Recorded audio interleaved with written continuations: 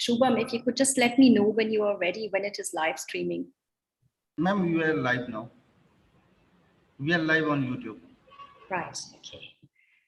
So good evening, everyone. A very warm welcome to all of you from all over the world, but particularly to our guest, Nawab Sada Asif, the heir apparent to the Prince of Arcot. It's a great pleasure to have you. And we have a little bit of a bias towards the northern part of the country because the university is, of course, closer to Rajasthan.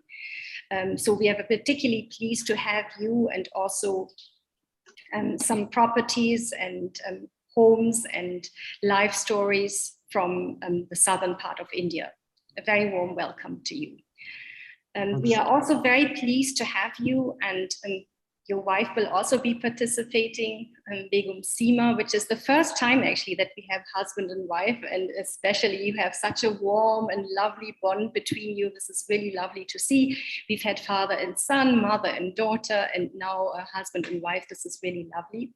I'd like to just mention a few things about the Center for Historic Houses. We are part of the architecture school at O.P. Jindal Global University in Sonipat near Delhi. We are very keen to collaborate. Also, if you find that this talk is of interest and the history is interesting to you, please contact us. We would love to do further research on this, particularly on the history of collecting as far as artifacts, artworks, decorative arts, and so on relating to the Nawab of Arcot and the Carnatic is concerned. So with these words, I'd like to welcome you, Asif, and please take over and tell us this fascinating story of your family and your ancestral home. And I should say one more thing. You all know that the lecture series is also very much not only about the past, but about the houses in the present and what the families do to contribute to society. And I think this example that we are witnessing here and will be witnessing now is particularly fascinating, because your family really use the house as a platform to engage with the community, to do so many wonderful things, reaching to education, health, and so forth, and art and culture. It's lovely to see how vibrant this culture is now and how you're continuing the family tradition and the great patronage of the Nawabs in the past to the present day. A warm welcome to you. First of all, a very good evening, namaskar, and my salams to everyone who are here, and a special thanks to Dr. Schmidt for the honor bestowed upon not only myself, but the entire Arcot family. Thank you so much, Doctor. It's my pleasure to be here. It's an honor to be here, which all of you are lovely people. And I also take the opportunity to thank Lavanya, who had been a great support in organizing, and your entire team, Doctor. You're doing a wonderful job. Thank you so much, and thank you for having me here. So let me start by explaining in brief what,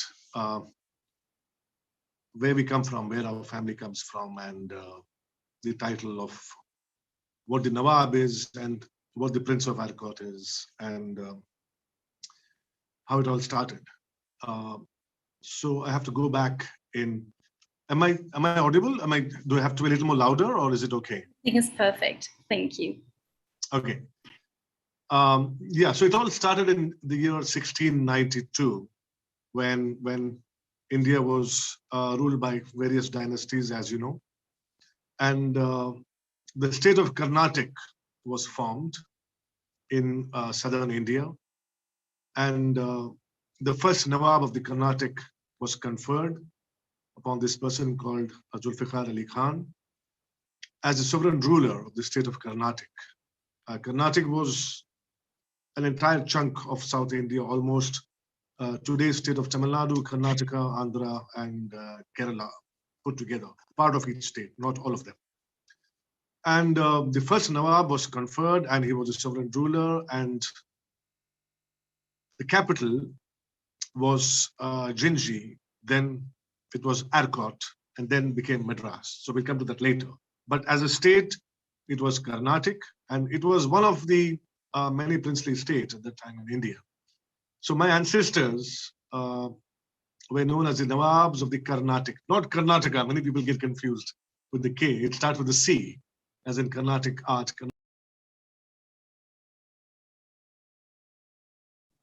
Asif, you're on mute. The eldest son or the brother of the Nawab becomes the next ruler. So the dynasty continued from 1692 until 1855, when the last Nawab of the Carnatic, he passed away without a male heir. But during this time of the first Nawab and the 12th Nawab, who passed away in 1855, the Nawabs were known more for bringing people together, building a lot of monuments, building a lot of educational institutions, orphanages, connecting villages and making cities, and stuff like that. And coming to the historic house, the original palace where the Nawabs lived, which was built by Nawab Walaja.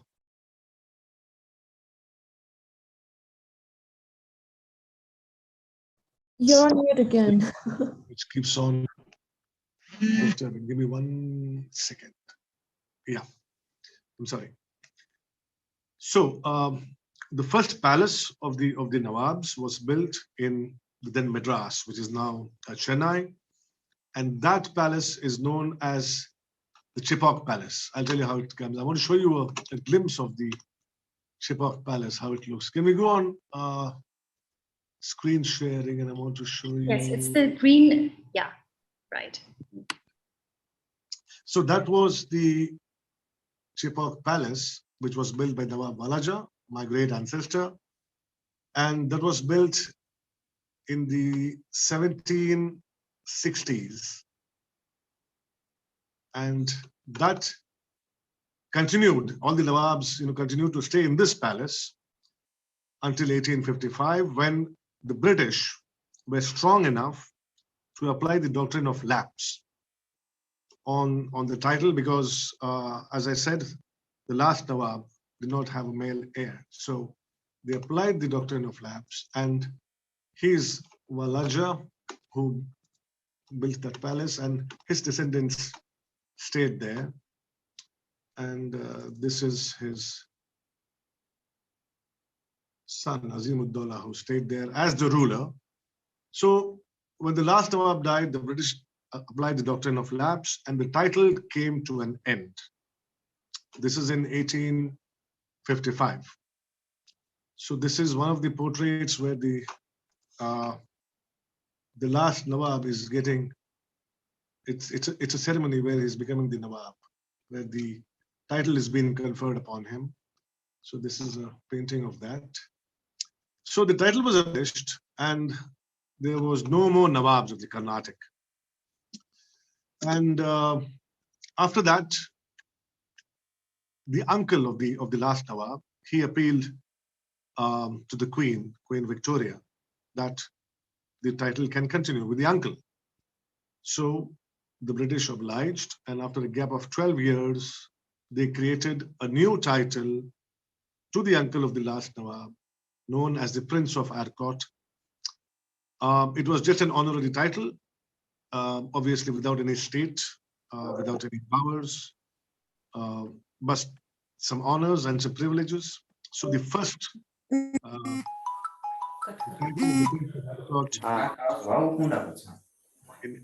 1867, and today it continues with my father having the title of the Prince of Arcot as number 8 in line. So from the first Prince of Arcot in 1867,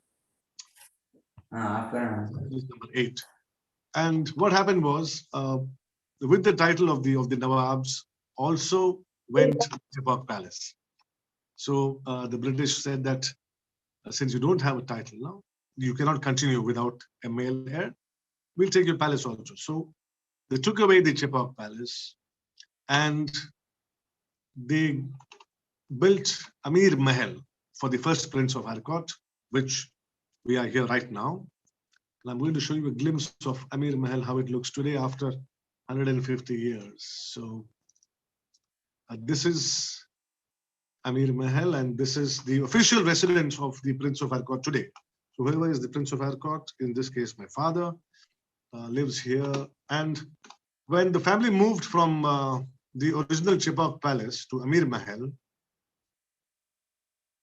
this is my father here, who is the current Prince of Arcot, who is the head of the family. So when the family moved, there were only about 30 people, 30. And today, there are about 600 people living in this campus, 600, which includes relatives and staff's families and all of us put together. So this is, I'm here on the right. That's my brother, younger brother. So we only two brothers, and my father. And this is a very recent photo of me and my dad and mom. So, which is the other one? Yeah. So we moved here, and from then we've been living here, and it's a beautiful campus with many people living here. And very interestingly, we have families living here for generations. We have, as I said, the family members, the relatives, as well as staff, the cooks, the gardeners, the cleaners, the electricians, the carpenters. They all come from 7th or 8th generation. So they all are living here. And Amir Mahal now is a place where it's a kind of a hub now. So it's a kind of a place where many events take part. We promote a lot of art. We promote a lot of art and culture, educational events. So we have school children coming here, and college children, and I talk to them about history, about just kind of motivational talk, inspirational talks, and stuff like that. Then we have business meets here. We connect different businesses from here, from especially from the Middle East. Our contacts go back more than 2 centuries in the Middle East. So we try to facilitate businesses between India and Middle East, especially. So we have business meets and a lot of social events, and a lot of food events happen here, because our cuisine goes back about more than about 2 centuries. So we still have those old dishes, and many festivals happen here where even the hotels come and say that, come on, let's have a Prince of Arcot food festival. And here every year at the palace we have an international food festival where we invite the consulates of different countries, especially in Chennai. We have the US, we have Great Britain, we have Australia, France, Thailand, we have Belgium. So all of these people come to the food fest with their food, and we have about 60 or 70 stalls where 20 stalls are given to the consulate. We have home kitchens. We have our own cuisine tent in the middle. So last year we had about 7,000 people to come and attend this food fest. It is open for the public. So we thought we can bring the people together through food. So exchange of taste of different countries, of course, brings people together. And I happen to be a quiz master professionally. Otherwise, I'm in business. So I'm in software business and we are in exports. But as my passion, I'm a quiz master. So I do quizzes every second week. I do for schools, I do for colleges, I do for the corporates. And here at the palace, in the Darbar, we have a quiz almost every month where we invite kids. We also invite friends. And I think I have a photograph of one of the events which... We'd love to have a quiz, of course, with the students at Jindal University. Of course, yes. Okay, let me show you this. Also, we have a lot of sports events. We have a cricket ground at the palace, and I played 2nd division state cricket. So now I play for the club. I play for the Madras Gymkhana club for fun. but we organize a lot of tournaments. We organize a lot of sports tournaments. And one of the games which we had was, very interestingly, there was an Australian Navy ship which had come to Chennai, and they said that they want to play a game at the palace. So this is the captain of the Australian team just before the toss. That one. And we had the former Australian McGrath. Yeah, that's me trying to hit a shot, and McGrath there with me. So he was the chief guest for the game, and that's the game between the Australians and the Indians. Indians is our team from Amir Mahal. And after that, the same evening, we had a get-together for the Australian national team.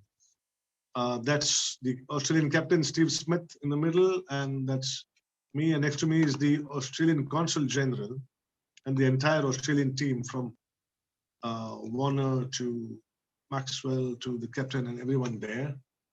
And there are a lot of kids here in Amir Mahal. So I make sure that once a week on Sunday, I play with them cricket or some game just to keep the spirits up. And this is the ground of the palace where we have the food fest. So this is the first food fest, which and this is one of the events. This is the quiz where I'm in the middle as quiz master, and we have teams of 10 people each, and this is just to exchange knowledge. And also, this is a Sufi event from A.R. Rahman, the Oscar-winning music composer. His team came and performed, and this is the audience. So we sit down, and some people sit on the chairs. And this is the U.S. consul who was the chief guest that day, the Green. And that's my wife, Seema, with the consul general. And also, we had a very interesting evening sometime back. That was the Anglo-Indian food evening, where you're supposed to dress up either as a Nawab or as a Maharaja or as a European. So interestingly, the person, my friend who organized it, was dressed as a Nawab and I was dressed as a European. So that is the picture. And in fact, both of us, myself and my wife, both were dressed as Europeans. And this is one of the other nights where we had Jason Koons. He is a musician from Brazil, come and perform. And so all these things keep happening. And this is what I was talking about, the school kids come, and I'm talking to them about history, about the palace. They learn about the history of this part of the country, especially, and how we evolved and what we are supposed to do today, our responsibilities. And that is what we do here in Amir Mahal. So we try to groom the kids at the palace. So they become a better citizen, they become a better human being.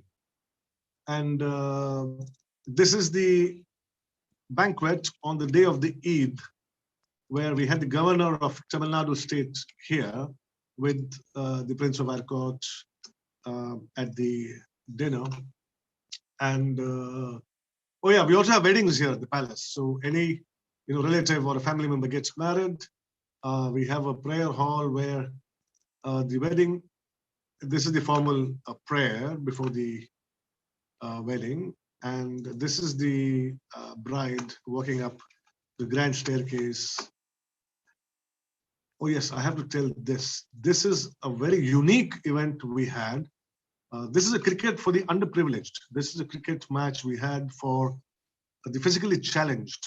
And this was a professional game from different cities. The teams came and they played so beautifully. And then I was just with them for some time. It was so beautiful to interact with them and just sit with them and talk to them. So this is also an event we do. And this one is a dear friend of mine, A.R. Rahman, who's the very renowned music composer, who's got the 2 Oscar awards for the movie Slumdog Millionaire. So he's a good family friend, and we keep having music events here of his troupe. And this was also, Amir Mahal hosts a lot of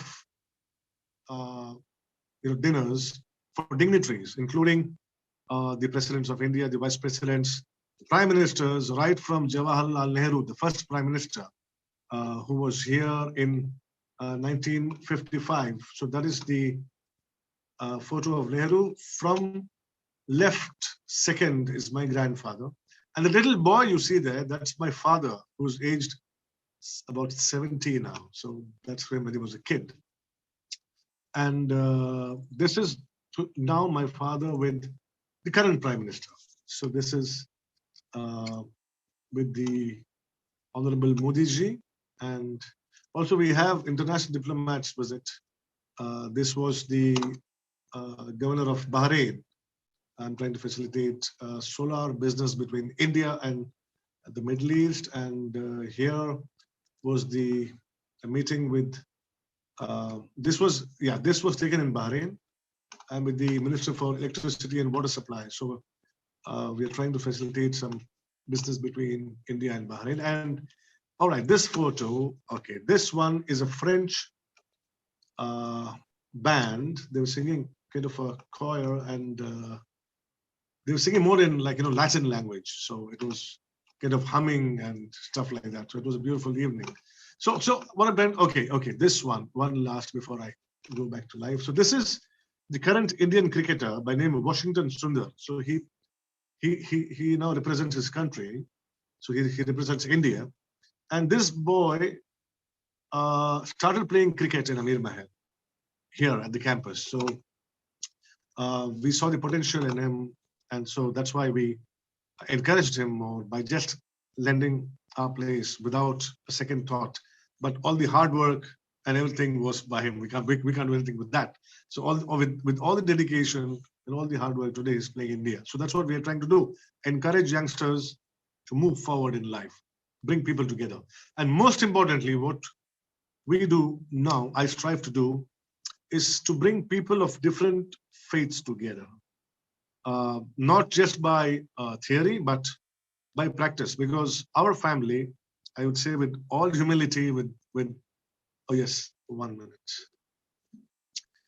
Sorry, I just take a lot of tea. I mean, I love to offer a virtual tea to all of you. Thank you. So we are in the virtual world now. So as I was saying, not theoretically, but practically, I say with all humility, with all pride, that our family, our ancestors have donated lands where today more than 350 Hindu temples are built. More than 100 churches are built on the lands given by my ancestors, the Din Nawabs, many mosques. And that's what we do today. Try to break the barrier between castes, between creed, between color, between race, and just try to make people understand that we all come from one human race. And that is what the place Amir Mahal, we use it for, to bring people together.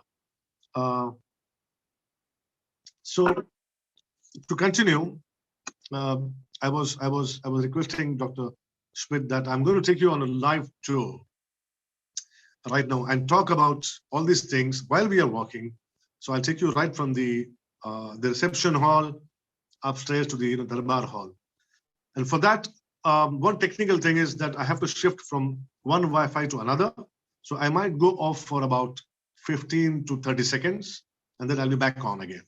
So with your permission, I'm just going to go off for a short while. I'm going to be back within a few seconds. Yes, lovely. So we have a number of surprises for you, which includes the virtual tour and also a final surprise at the end.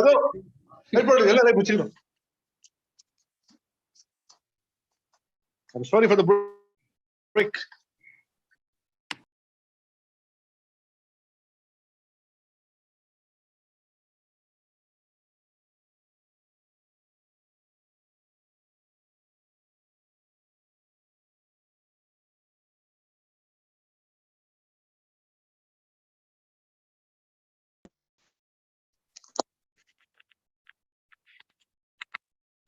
Doctor, if you can reply, I'll be thankful. Yes, you're visible. Okay. It's very clear. Excellent. Okay. So this is where we enter the palace. And this is the reception hall. And this is where we make the guests sit before they come inside the. And by the way, this is not a recorded video. This is live right now. I'm doing it myself. So it's not like a recorded video. So I wanted to be with you all and talk about it and show it myself. So, so we walk through this, and this is the witness boxes of those days where it was kept during a case, and people used to stand inside, and whether they spoke the truth or the lies, I don't know, but that was used for as a witness. And this is the middle section of the reception hall, and here you would see a lot of furniture, which the wood is about more than 150 years old, and this is all handcrafted, hand carved. Of course, the upholstery is new, and these are some of the vases from those times, and we have on the walls the frames of different dignitaries' visits, and this is the photo which I showed some time back.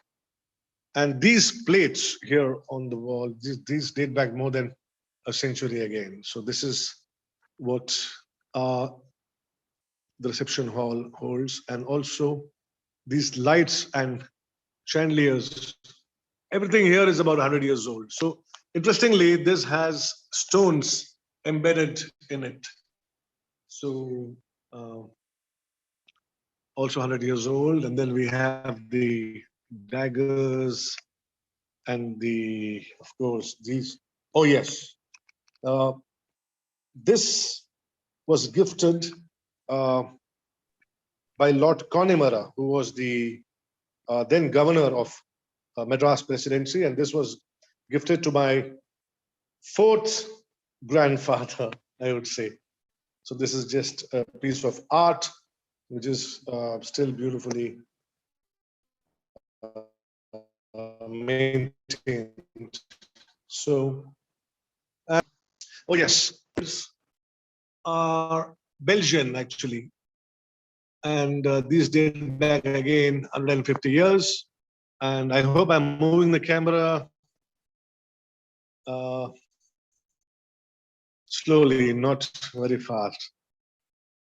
Yes, So this is the palki, or the palanquin, you say in English, or the palanquin. So where the bride sits during her wedding, and she's carried by two people, one on each side, or two on each side, depending on the weight of the bride, and carried from one place to another.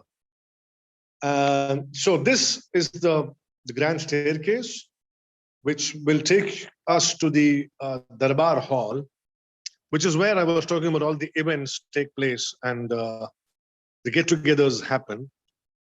So we are walking towards the Darbar now. And yeah, before that, I would like to show you, this is a verse of the Holy Book, the Holy Quran, which is kept to welcome people. And this is a photograph of the first president of India's visit here in 1956. And these are some of the piece of art. And of course, here also. And this is the photo which I showed some time back on the screen sharing. This is Nehru's visit. I'm not sure if you can read the letter, but this is a letter which dates back to 1764. And this was a letter from King George III to my great-great-great-grandfather. So this is a letter dated 1764.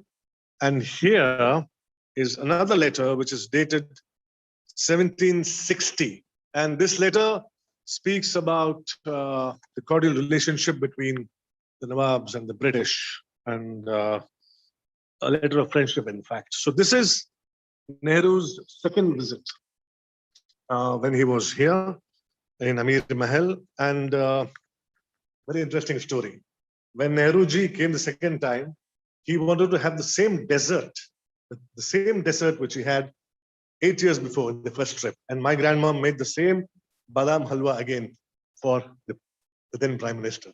So, okay, so here we are in the lobby before we enter the Darbar.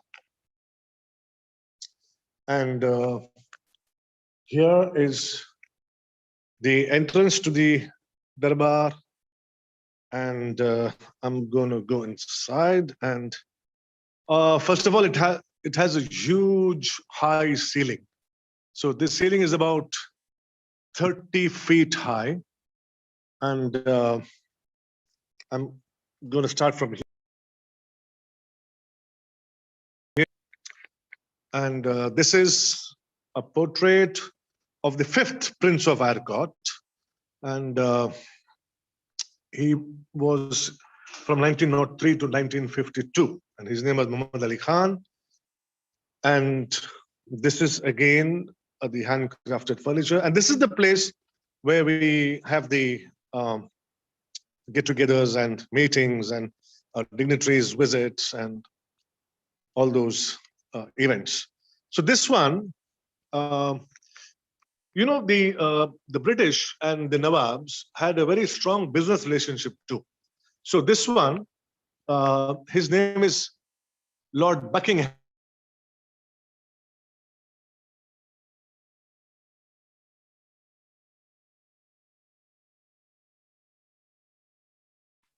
Asif, we can't hear you right now. He sees Buckingham and Carnatic Mills, and that's how the business relationship was. And this is again a piece of artwork on a plate, which again dates back centuries. And this is a vase made of camel bone, interestingly. Even these side tables are again, as I said, everything is not less than a century. And we move to the center of the hall. So this is the dais where the dignitary is usually felicitated with a shawl, with a memento, and they sit here.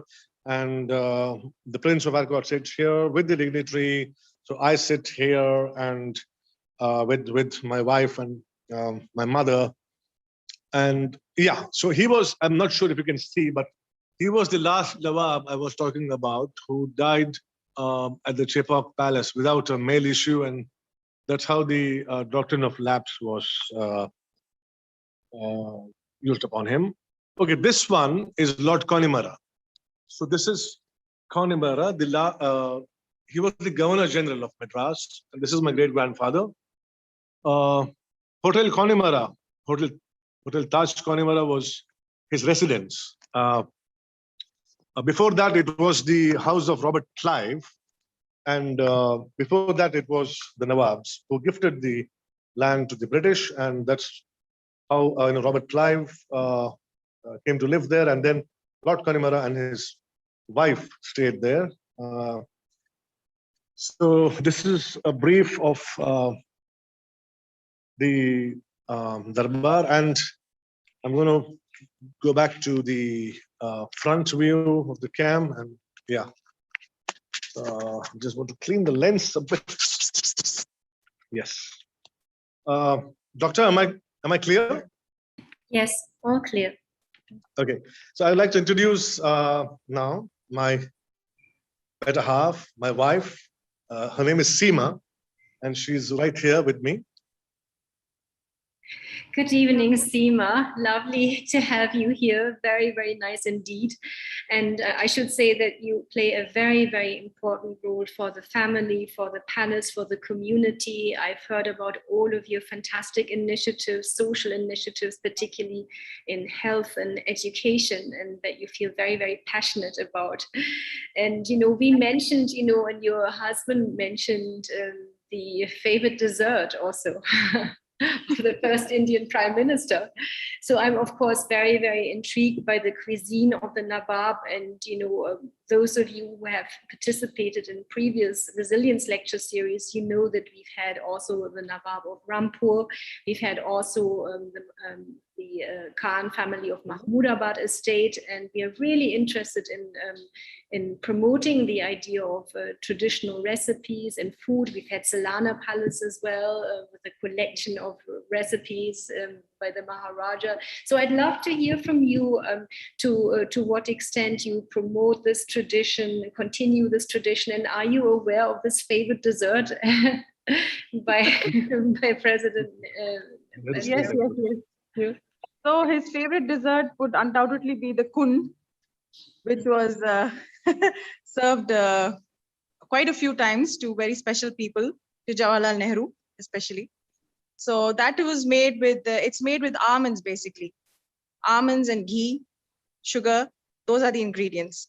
So you were asking me about the recipes in general, isn't it? Regarding the food and all of those things.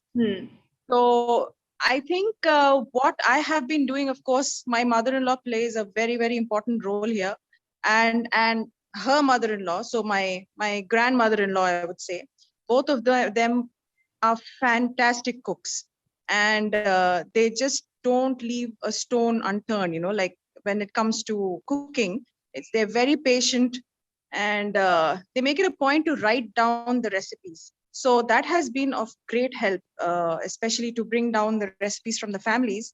Writing down the recipes, with the correct measurements is very important, because, but even then I would go ahead and tell that, not everyone gets the same taste.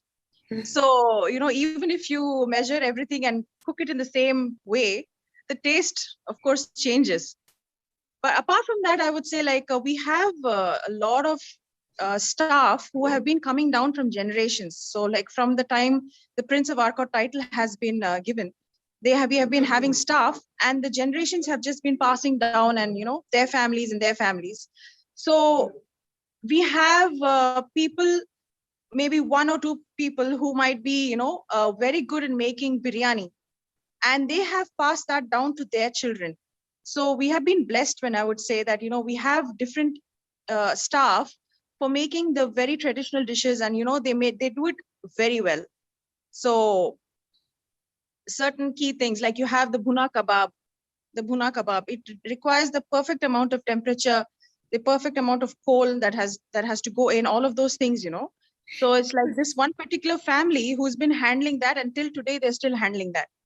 So it's fascinating to see this kind of living heritage, the tangible heritage and intangible heritage, how this all goes hand in hand. In the house, the building is the kind of center of this all. So how do you feel, how do you kind of reinterpret this? How do you feel your role in this whole kind of flow of time in this kind of tradition? And how do you want to fill this house with life? I guess I just have to bring little elements of my own into the house, and of course, I have to always, take in a lot of things to learn. Still, I wouldn't say that. I mean, it's a learning every day. Every day, I will sit with my mother-in-law, and she will have such beautiful stories to tell of the past, and whether it is food or clothes or just the functions that used to happen in the earlier days. What she has seen, what she has not seen and just heard. So I think, I take it upon myself to note all these down, and, to keep it for later, because these are things which have to live on. Wonderful. Thank you so much. Most welcome. Thank you. Thank you so much for the opportunity. So as Seema was saying about, especially about food and all that, I can only say that I'm a good eater, and you're most welcome to come and join us for a lovely biryani session anytime. And by the way, we have non-veg and vegetarian equally good. And three things we don't serve here at the palace is we don't serve alcohol, so no liquor is served here because of it's haram or prohibited in our Islamic religion. and we don't serve pork because it again prohibited in our religion, and we don't serve beef because it is prohibited in the Hindu religion. So this has been the respect, the mutual respect, which our family has continued for the past 150 years. So it's not only because our religion says don't eat this, we don't, of course, and also we respect the other religion. So not only not served, but we have never ever slaughtered or cooked or served beef ever at the palace. So this is something which is beautiful, which we still continue today. And I think especially the youngsters of today should know all these small things. And this is what makes, especially our country, a beautiful country. So this is what makes us live together with so many religions, with so many languages, with so many dialects, and we still are one people. And I think if this small contribution, a small support is offered by the entire humanity, I think the world will be a beautiful place. So that is what I strive to do. I strive to bring people together because I always say to the children that respect a human being for what he is, not for what religion he comes from. Never. So that's what we were taught as kids by my father and my mother, that make friends seeing the character of the person, never see the religion of the person. So I think this is what my aim, my objective is. And we have also a trust, a foundation called Harmony India. And this is what we strive to do, to bring people together. It doesn't matter whether you're white or black, brown or yellow or red. You have the same blood. So this is what I teach children, especially children. And of course, many grown-up people should also understand that today. So I'm going to walk back downstairs, and there's a little surprise for all you guys, for all you people there, which I have kept for the end of the session. And this is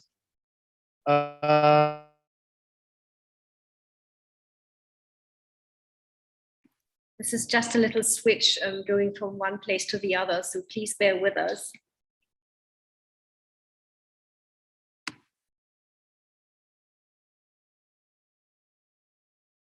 We're actually really pleased that the connection is so good. The song was released by Oscar-winning composer again, Rahman, and it's on YouTube. And by God's grace, it was released last year, and I can show off a bit.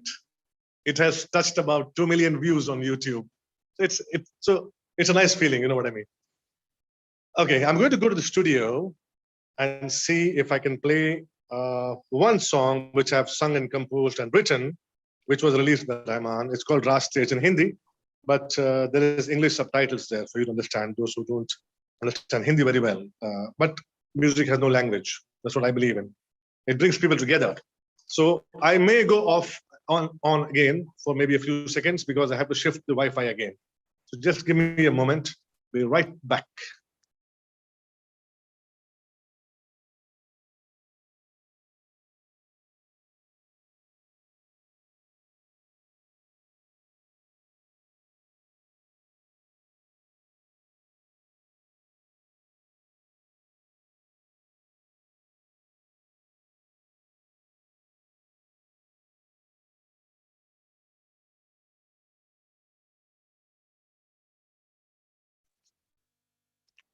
We Okay. can see you again. Okay, thank God for that. Yeah, so it worked. All right. So I'm just going to play the video and do a screen share so that you can see the music video which was released. And this is called Raste. It's a kind of a song for the road. So it's like reaching your destination. And in the video is just me and nobody else because it was unplanned shoot which happened. And just give me a moment. I'm just trying to play the video. 5 minutes. Okay, on. Yeah, so believe me, a few seconds wait will be worth it. I'll be humbled. So it's a 3.5 minute, I think 4-minute song, but it's got some Spanish guitaring in. So I played the keyboard and my friend played the guitar and I was singing, and then we shot the video. And it goes.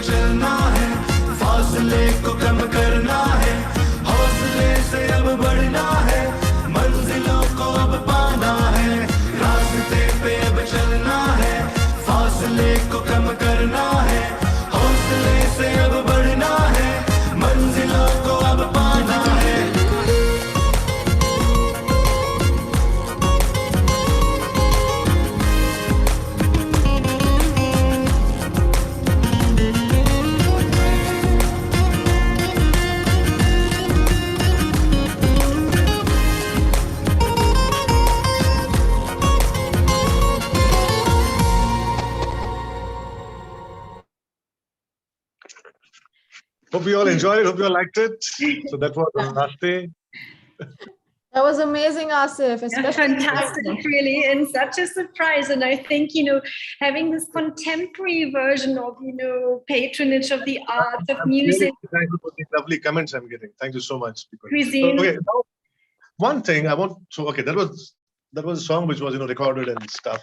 So, but I want to play something for about, maybe about 30 seconds, something live, because we are right now in the studio, and I'm going to give this phone to my person who's going to help me hold the camera. And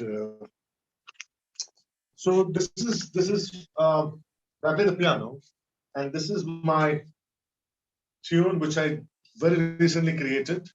And this is how the tune is made, and then how it's made into a song. We add instruments to it, we add the orchestra, we add the rhythm, then the words, and then we make it into a song. But the first step is to make the tune.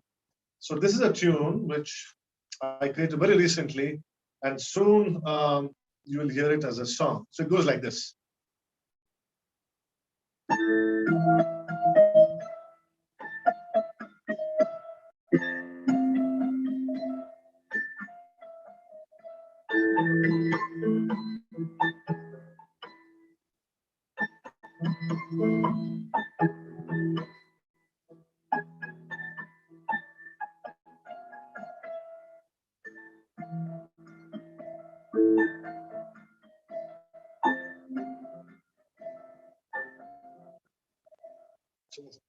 And my favorite all time is a theme from Godfather, from the 1970 movie Godfather. It goes like this.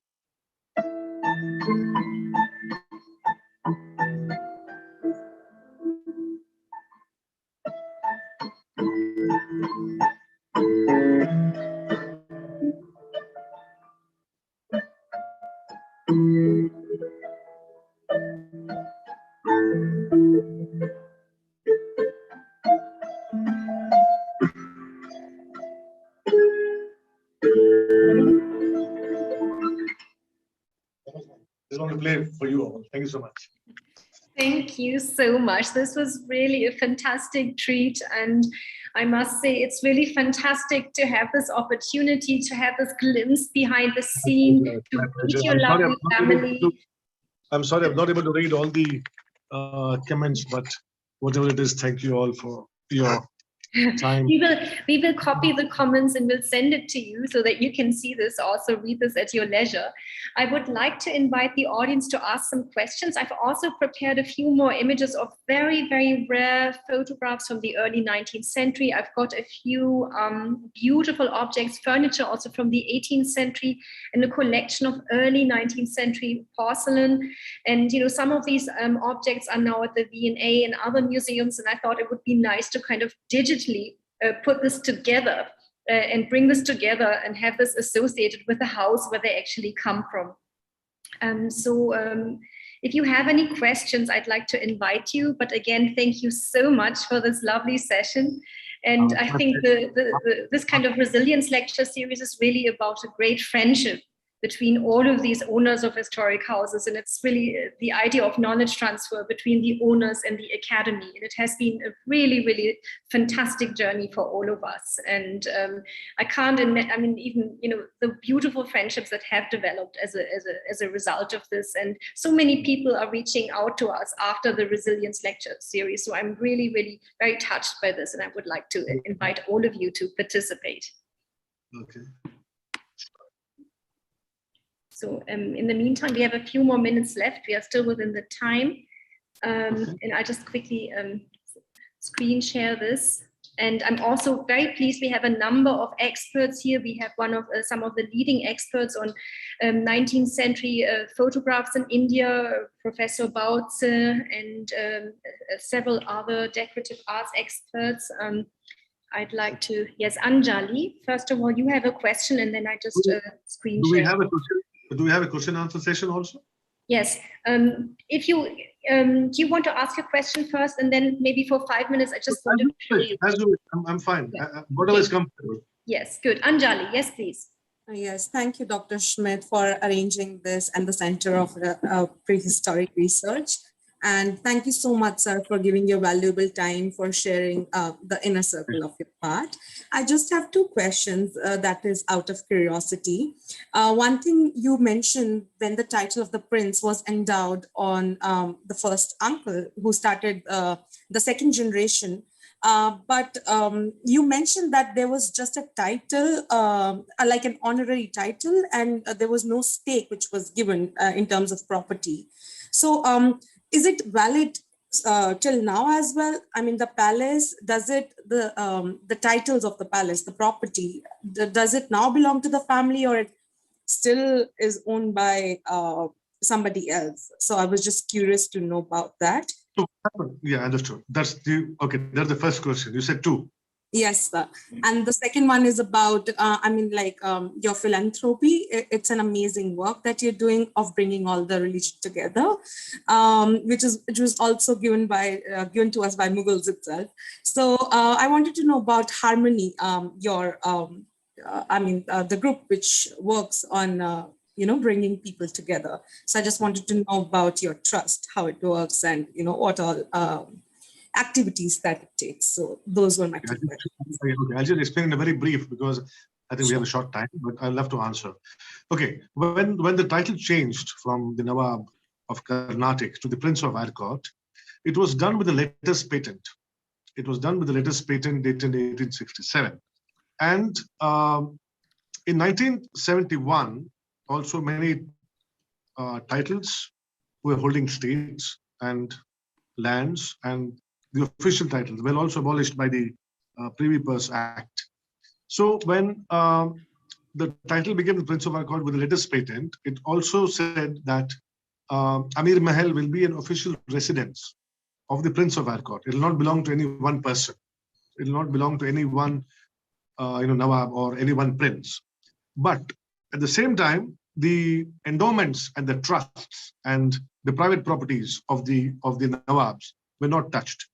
Rest all was taken away, but the private property and the trust property was not touched by the government, and we still hold it, and we continue the endowments, as well as Amir Mahal. So Amir Mahal is a place where the Prince of Arcot and Amir Mahal are connected. If there is no Prince of Arcot, there is no Amir Mahal. So that is being honored, is being respected officially, even today, by the government of India. So it's a blessing in disguise, because if it was made into a private property, we don't know which person will have a twist in his thoughts and might sell the property. So it's a blessing in disguise that Amir Mahal and Prince of Arcot is one, and it is endowed to the title, and the private properties we have around Chennai, that is not touched, that we still have in our personal names, and that goes by the law of the land and the Sharia and stuff like that. And we have the endowments, which is also belongs to the Prince of Arcot, and that is known as the Prince of Arcot endowments, and that takes care of charity work and all that. And the Harmony India, your second question, is an organization which was founded recently. Recently, I mean to say about 30 years back, in comparison to the history of the Nawabs, with Mr. N. Ram as the president, my father as the founder, and Kamal Hassan was also there in this as a vice president. And basically, it is just letting people know by way of talks and get-togethers and meetings and public meetings and actions that come together and talk in detail about what all religions say. They speak good. No religion will tell you to fight and hate other religions. Very recently, I put a Facebook post that if your religion teaches you to hate another religion, it's time to change your faith. So being a Muslim and coming from Islamic background, I take this opportunity to say that it feels very sad today that the religion is painted together as a whole because of the actions of certain very small percentage of extremists.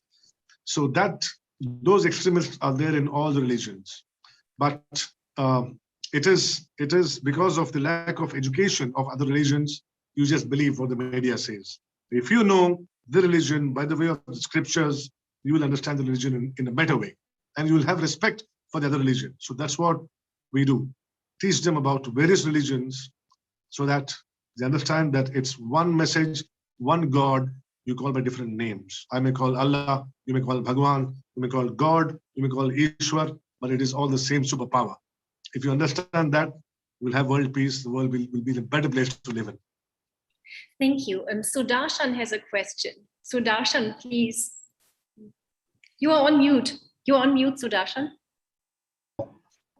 Yeah, no, thank you very much for a very, very fascinating session.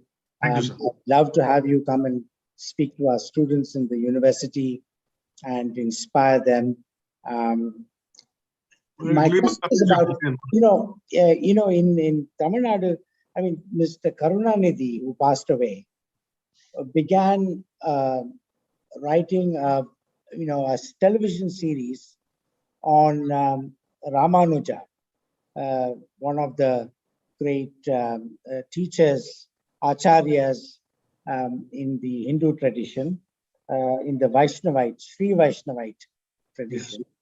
Now, Yes. that tradition has it that Ramanuja had to flee from Sri Rangam because the Chola king at that time was a worshipper of Shiva who resented the increasing influence of the Vaishnavite temple and Ramanuja. And so he was advised to leave Sri Rangam and flee. And he fled to a place called Melkote in Karnataka. And the tradition is that in Melkote, he unearthed the Vishnu temple, which, like the Angkor Wat, had been overgrown with trees and was in disuse. And it turned out to be a Vishnu temple with a, in Sri Rangam, the Vishnu is Ananta Shayana, is lying on the Ananta. In Melkote, the Vishnu is standing.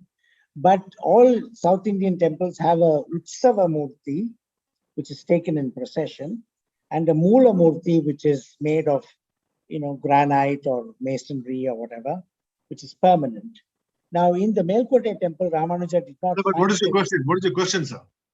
The question is that the idol that Ramanuja is supposed to have found missing, he had a dream that the Nawab had it in his possession. So the legend is he goes to the Nawab, and I don't know if it is the Nawab of Arcot or the Nawab of Walaja, who. That's my question. He goes and says, "Can I have this idol back?" And the Nawab tells him, "Well, you see, I've got many idols that were seized, but we never melted them down.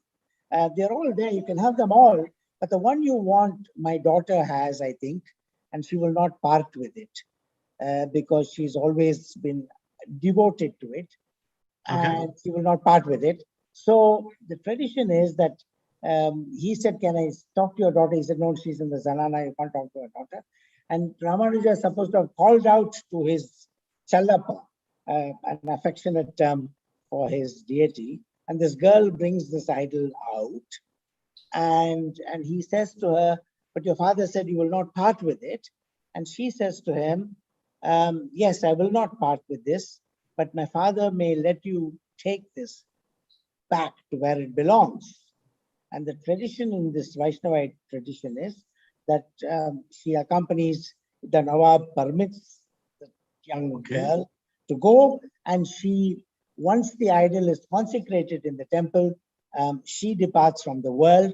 And to this day, in the Melkote temple, she is known as Nachiyar Bibi. And in the Sri Rangam temple, she is known as the Tulukka Nachiyar. So in both these locations, you have a consort of Ranga, Vishnu, who is this devotee in a way, this Muslim girl. Now, but what's always wondered is when they, this is maybe a myth, tradition, story, but there is a Nawab in the Karnataka region to whom Ramanuja must have referred to. And I've always been wondering who it might be. But hearing what you say, I mean, if I could well believe it could be one of your ancestors. It's I'm not sure of the story, but the one part which you said about Sri Rangam temple, yes. There is a very interesting history about the Sri Rangam temple. I believe there was a battle between the Nawabs and the forces from the north. And the Nawab came to know, that is my ancestor came to know that it's very interesting that the Sri Rangam temple is under attack because there is something hidden inside, like a treasure or something which is hidden below the, below the temple. So the Nawab deployed his army to protect the temple. And it wasn't a religious fight or anything, or war or anything. It was just a battle for the, for the treasure. In the battle, I believe the temple was destroyed partially, but the battle was won by the then Nawab. So, and after that, the Nawab constructed the temple, which was broken. He renovated it, he built it back, and also not only that, but he gifted the entire chunk of land around the temple to grow flowers for the temple, for the Srirangam temple. So even today, if you go there to the Srirangam temple, the land is still there by name Nawab Totem or Nawab Gardens, and they still grow flowers there. This is history recorded. So this is in practice. That's what I was saying. But as far as the dream and the stuff is concerned, seriously, I don't have the idol with me. So I don't know where it is, and I don't know what story that was and what The dream idol that was returned. That's it.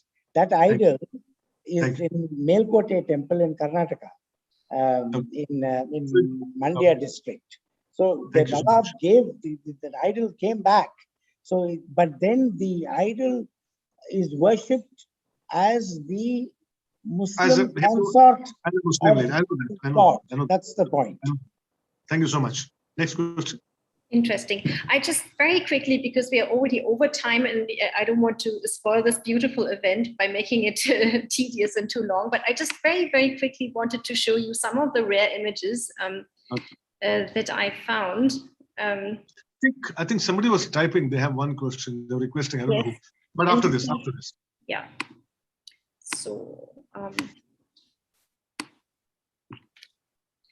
so here we have the map so that we just know where we are, Madras, and in green, the Carnatic. So the story of the Nawab is, of course, closely related to the East India Company. And when we talk about architecture, the first architecture built by the British were these public buildings such as forts, and this is the Fort St. George. This is a contemporary comment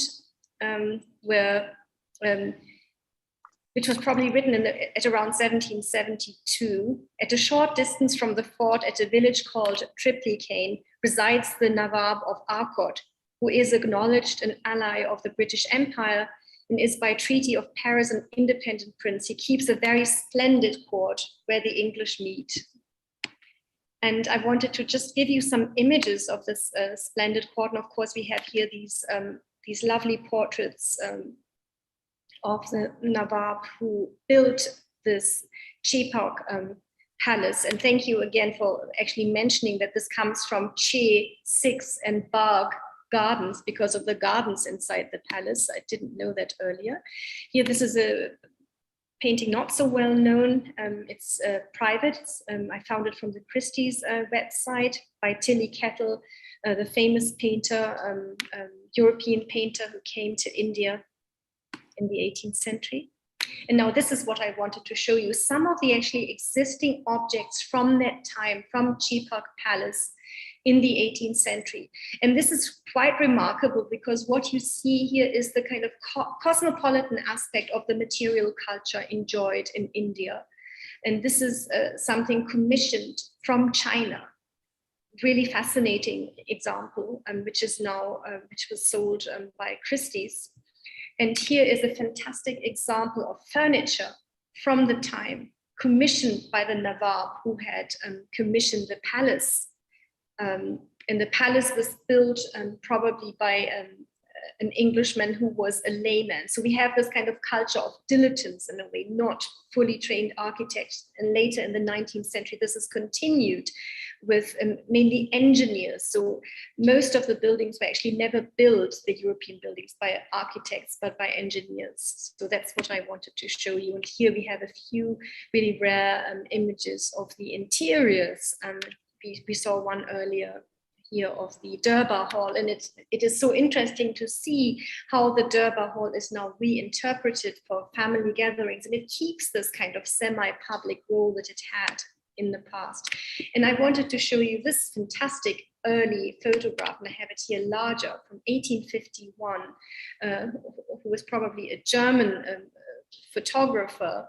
This is really remarkable, of the palace, and it has this really kind of eerie feel. It almost looks like a painting.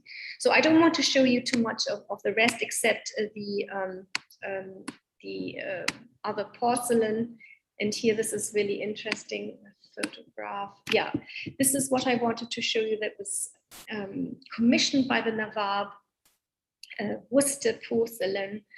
And you have this fusion between East and West. If you look carefully, you see the Arabic inscription on these porcelain dishes. And this is, again, a fascinating encounter between East and West. And yeah, so this is now at the Victoria and Albert Museum, just to give you a feel for the splendor and the material culture associated with these buildings. And here you see the newly restored Cheaphouse Palace, and next to it, the palace we have been talking about today. And here I mentioned the kind of, where does the inspiration come from? And this is actually Osborne House, where the kind of holiday house of Queen Victoria, and this was designed by Prince Albert, and this is a kind of really very similar time, And here we saw the photograph earlier, so there is a similarity between these buildings, and it was then continued by Chisholm, who was very important in Madras. And you see that you have a unique architecture that is also relating to the sea. And this is the other building that he designed. We have also Nalini Thakur here, if you wanted to add a few comments about the architecture. Yeah, thank you. Thank you so much. Yeah. So are there more questions before we conclude? There are two questions, I think. I just flashed through. Would you like to unmute yourself? Sorry? Who would like to ask a question? Yes, Joachim would like to. Yes, wonderful. Yes, please. Thank you, Nawabzadeh, for this most wonderful presentation. I was struck by your most beautiful and most attractive Indian clothing. It looks all custom made. Yeah. Is your tailor a member of your family? The tailor who makes your dresses, is he a member of your family? Not a member of the family, but he's been here in Amir Mahal for generations. Yes, Yeah, I told you it's a family of. Thought. Yes, but you got it right. Since how long is he working for you? Because including all the earlier photographs, it looks so fascinating. And if you have presented the earlier photographs of your forefathers, I think it's in the same line. It's the same beautiful aesthetics. Absolutely, yes. It's the same family been living here for fifth or sixth generations now, for more than 150 years now. So there is one person by name Altaf who lives here, and he takes care of this tailoring and designing. But it's still the old school of design. But we prefer that. So it goes with the tradition of the dresses. Please tell him that he has done a wonderful job. Excuse me? Thank you so much. So which part of the world you come from? Which country? Germany. Germany, of course, yes. Germany. Lovely to meet. Yes, and Professor Bautze, actually from Berlin, is one of the most distinguished professors of Indian art. So very, very pleased to have you here. Thank you, Joachim. Yes, thank you so much. There was one question I think I just read in a flash. Yes, Subhashish is asking, is there any government initiative to maintain this heritage? Sorry? Is there any government initiative to maintain this heritage? The palace as such? I'm not sure whether he is relating to the built environment, but yeah. The answer is when the title became the Prince of Arcot, when we shifted here to Amir Mahal, it was a clause that the government will build the palace on the lands of the Nawabs for the Prince of Arcot and also maintain it. It doesn't mean that they maintain every day's maintenance. It is like if there is a serious issue, like one portion of the building is sinking, which happened recently, or one huge tower which was starting to bend. So they come that time and just help with the heritage people to make it all right. Otherwise, the daily maintenance, the every month maintenance is all done by the family, like personally. So it's got nothing to do with the state. So otherwise, it is like any other personal property where the maintenance is done by us, the family itself, except in certain cases on in that scale, then we need the support from the heritage people, from the State Department to come and help us to correct it. Otherwise, and there was one more question about which desert was shown in the song. It was shot in and around Dubai, Fujairah, Abu Dhabi. I guess. And there was one question: if there is any book or anything on the food, on the cuisine of the Nawabs. Yes, there are many books, and I think the best is one which is called Dining with the Nawabs, and that is by the Roli books, by Amira Ali. She's the author, and they came here. They stayed here with us about 3 or 4 years back for 4 or 5 days, and they recorded the cuisine and the food with the recipes very beautifully. Dining with the Nawabs. It's available online. You can search for it. And it's a beautiful book, beautiful photographs, and just beautifully done. So pick it up. May I just ask one question, please? Please. Yes, please. Just, I mean, I don't know how to, I shouldn't be saying thank you is not enough. It's something much more than that, sir. What an engaging lecture, and your own participation, which made it so unique. Well, I had the Dubai question in mind also, but I guess it was Dubai. It looked like it. But your versatility and deep thinking power to bring it before the audience. I got so excited when you spoke about Connemara Hotel. That's where I stayed last time. There's some connection, yes. But what a pity with the pandemic now. I mean, I'm 76 years old, and I don't think I'll be able to travel to the south anymore, although it's the most magnificent part of India. I always tell people, visitors, if you want a touch of India and a taste of India, go to the south and don't miss the Carnatic state. Thank you so much, sir. Thank you so much. Best wishes to you and your family. Yes, you're right. The culture.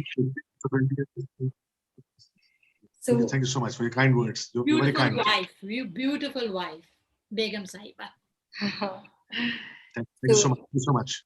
Thanks again. I was also really, really thrilled to have you as a guest of this lecture series, and for preparing it so well, for giving us this insight of the continuation of the tradition, your contribution to the tradition, your love of music, people, food, architecture, everything. And this is really very moving to see. And I think this gives us a reason why we really need the Center for Historic Houses, why we really need to care about our heritage in the buildings, because it is much more than just the architecture. It is about the people.